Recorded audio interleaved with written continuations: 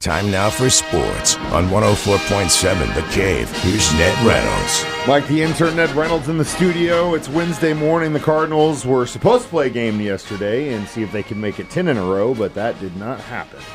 But they will today, and they'll play two of them. And these are one of these day-night doubleheaders, Mike, that this reporter, in his personal opinion, I don't like him at all. It's a gouge of the fans, and it should be a twilight night doubleheader or maybe a day doubleheader, whatever the case.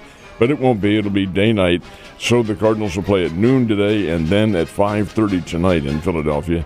Then it's tomorrow's a getaway. Now, this is all depending on the weather because I think they have some rain going on in Philly. But regardless of that, tomorrow's a day off. We'll see what happens. Nonetheless, Cardinals have still won 9 in a row, waiting for 10 and who knows, maybe 11.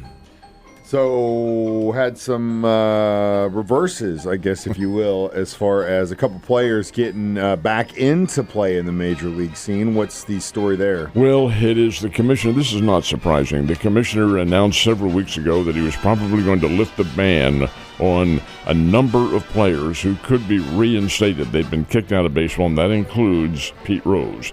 So yesterday was the official day, and Major League Baseball announced that this is going to happen. Reinstates Pete Rose to an eligible list. Same with Shoeless Joe Jackson. The others I don't think anyone's really familiar with. Many of them were several members of the Chicago Black Sox, back in 1919. But nonetheless, Shoeless Joe was a really outstanding player, and while he was never convicted of betting, he was banned from baseball. That was back in 1920, while Pete Rose was kicked out by the late A. Bartlett Giamatti back in 1990. He was banned from the game, and that meant they couldn't go in the Hall of Fame. Now being reinstated, Pete Rose, Shoeless Joe, and the others probably won't, but these two are eligible now to be voted upon by the Classic Committee. That won't happen until 2027. That's when the Classic Committee meets next to vote in what we used to call the old-timers.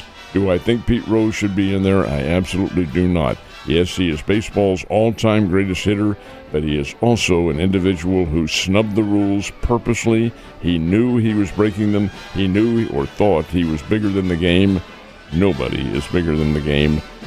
But what happens eventually, that's up to the baseball writers and the special committee who votes on that. But, yeah, he will be eligible. Yeah, I get what you're saying, but at the same time, I believe in second chances, and I don't think he showed a pattern of doing it over and over and over and over and over again. He made some bad choices, but I think he definitely paid his sentence for sure. What about NBA playoffs? What happened there? Well, the Cleveland Cavaliers had the best record in the NBA Eastern Division, and they're out of it. Indiana Pacers beat them last night, 114-105. Not a surprise. Cleveland had injury problems, but that happens to a lot of teams. And the Indiana Pacers are pretty doggone good. So Indiana is into the Eastern Conference Championship, probably, not definitely, but probably against the New York Knicks. Because without Jason Tatum in the lineup, the Boston Celtics, who were the second best team in the East, they're hurting bad. So, and the Knicks have the lead in that win. Knicks can close it out tonight.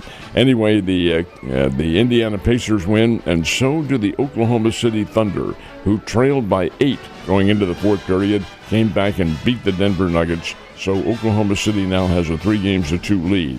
And in the National Hockey League, the Winnipeg Jets, the team that knocked out the St. Louis Blues, they are on the verge of getting knocked out themselves. The Dallas Stars lead in that series 3-1. Think the Blues could have beat the Stars if they had beat the Jets? Well, they did during the regular season. Yeah, that's what I'm thinking, too. The All-Missouri football star from Nixa, biggest kid in his class, has decided where he's going to be going to college. Maybe the biggest kid in the state. It's pretty close. He's 6'8", 310 pounds, and he's a man.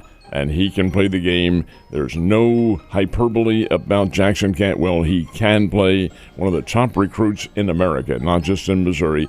Made his choice yesterday and year after next because he has another year at Nixa. Jackson Cantwell will play his college football at the U, Miami University. And Mario Cristobal and company, the Miami Hurricanes, won the recruiting battle. Jackson said yesterday it was a really difficult decision between Miami and Georgia. They both had established good relationships with the kid, and he was happy with both of them, but there was just an intangible that he couldn't answer. and that was that Miami would be the better choice. Miami kind of flies under the radar a little bit, Mike, because it's an outstanding academic institution, as well, of course, as being a power in football. They used to be a national championship level, but the fact remains that that is where Jackson's going to play his football year after next. Now, there is such a thing as the transfer portal and all that sort of thing, but we'll see.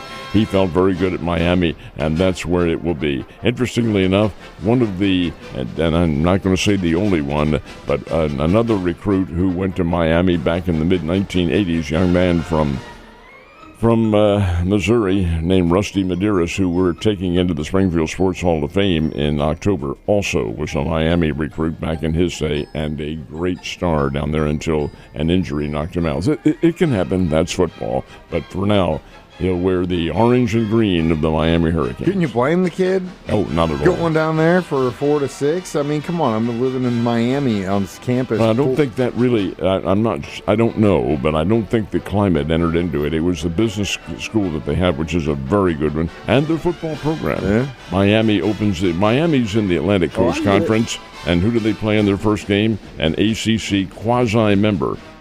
Notre Dame, thank you. Yeah, I get it, but it's still Miami, buddy.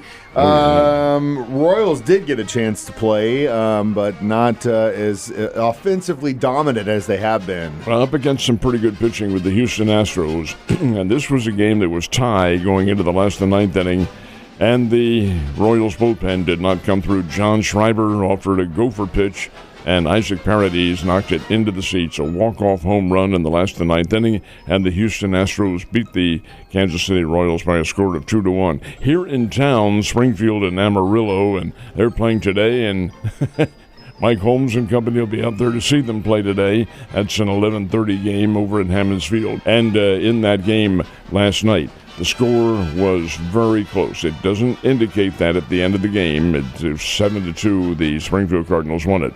But the Springbirds scored 6 runs in the 8th inning to put it away. 6 runs in the 8th made the difference, and the Springbirds come away with a win they needed. They're 2 games under 500. So is Amarillo, for that fact.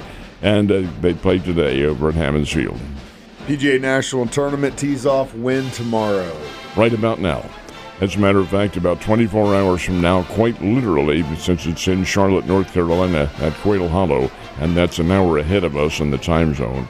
They'll be teeing off, and this is a big one. This is the second of the year's Grand Slam golf events. Interestingly enough, last week they had a $20 million purse, and that was a biggie, and Sepp Straka won that one. Well, how will Sepp do in this one? We'll find out. The golfers are all there, all set to go at the PGA National, and I think one of the key foursomes that gets together, threesomes I should say, is Rory McIlroy, Xander Schauffele, and Scotty Scheffler. They're in the same threesome, and they will tee off about 7:20 our time tomorrow. So, see some pretty good golf. It'll be championship level.